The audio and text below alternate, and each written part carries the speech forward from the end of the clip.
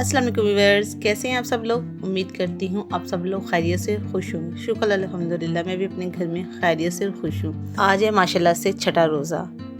मैं बना रही हूँ सैरी। सैरी में मैं सबसे मज़ेदार पराठा जो मुझे पसंद है मैं वो बनाने जा रही हूँ, चकोर पराठा।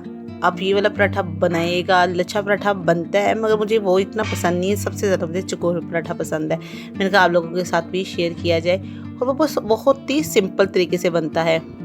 जी, उनके लिए भी पराठा बहुत काम आने वाला है। जो थोड़ा सा देर से उठ के हैं और पराठा बनाने हैं तो जल्दी जल्दी से ये वाला पराठा बनाकर जल्दी से आप सैरी अपनी कंप्लीट कर सकते हैं। चलिए चलते रेसिपी स्टार्ट करते हैं। रेसिपी को कंप्लीट देखिएगा पूरा, ताकि पूरी रेसिपी को फॉलो करते हुए आप मुझसे भी बेहतर रेसिपी घर पर तैयार कर सकें और सैरी में ये मज़ेदार पराठा बना सकें। बिस्मिल्लाहिर्रहमानिर्रहीम। सबसे पहले आपने एक पेड़ा ले लेना। आटा गूंदना तो सबको आता है, बहुत ही इजी तरीके से आटा गूंथता है। और जिनकी रोटियां बहुत ज़्यादा सॉफ्ट और पराठे बहुत मज़े के बनते हैं, क्रंच बनते हैं, वो वाइट आटा इस्तेमाल करते हैं, मगर मैं गंदम का आटा ही इस्तेमाल कर रही हूँ। मैंने पिछली वीडियो में भी जो पराठा बनाया था वो भी मैंने गंदम का आटे से ही बनाया था। कम ही हम वाइट आटा इस्तेमाल करते हैं और मैदे से भी बिल्कुल पराठे नहीं बनाती। बहुत ही हेल्दी आपकी सैरी होगी। आपने गंदम के आटे से ही पराठा बनाना है, ठीक है। जिसको पसंद है तो वो मैदा और वाइट आटा इस्तेमाल कर सकता है। गंदम का आटा लास्ट में उसके अंदर थोड़ा सा ऐड कर लें। एक पेड़ा ले लें, उसको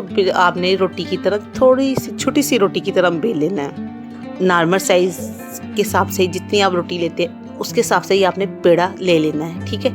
उसको गोल रोटी की तरह छोटा सी रोटी की तरह बेल देना है आपने, ठीक हो गया। अब उसके ऊपर आप घी लगा ले।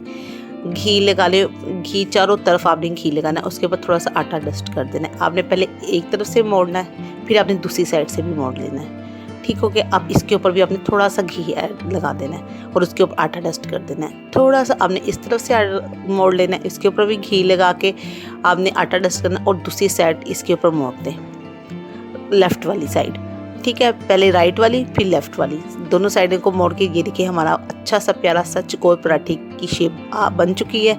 अब इसको हम 5 मिनट के लिए स्टे दे देंगे। और जब तक मैं अपने दूसरे काम कर रही हूँ, ये ऑमलेट तैयार कर रही हूँ, ठीक हो गया।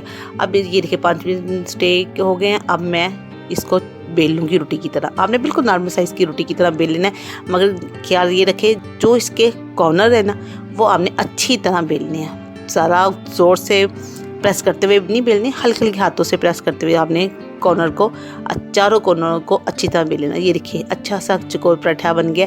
अब इसको मैं तवे पर डाल दूंगी। ये देखिए हल्की आंच पर आपने इसको सेकना है। नीचे से हल्का सा सिक गया। अब इसको पलट ले।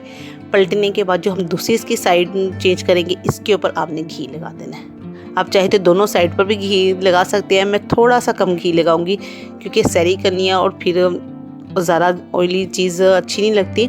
अब इसको हल्का सा घी लगा कर ये देखिए फिर भी मज़े का वो क्रंच पराठा बनकर हमारा तैयार हो चुका है। आपने आटा जब गूंदना है ना तो इसके अंदर थोड़ा सा घी और नमक ऐड कर देना। आटा आप हल्का, ज़्यादा सख्त नहीं रखना और ज़्यादा नरम नहीं आटा रखना, बिल्कुल आपने सॉफ्ट वाला आटा गूंदना है। इस तरह आप आटा गूंदेंगी ना तो आपके पराठे बहुत ही अच्छे बनेंगे।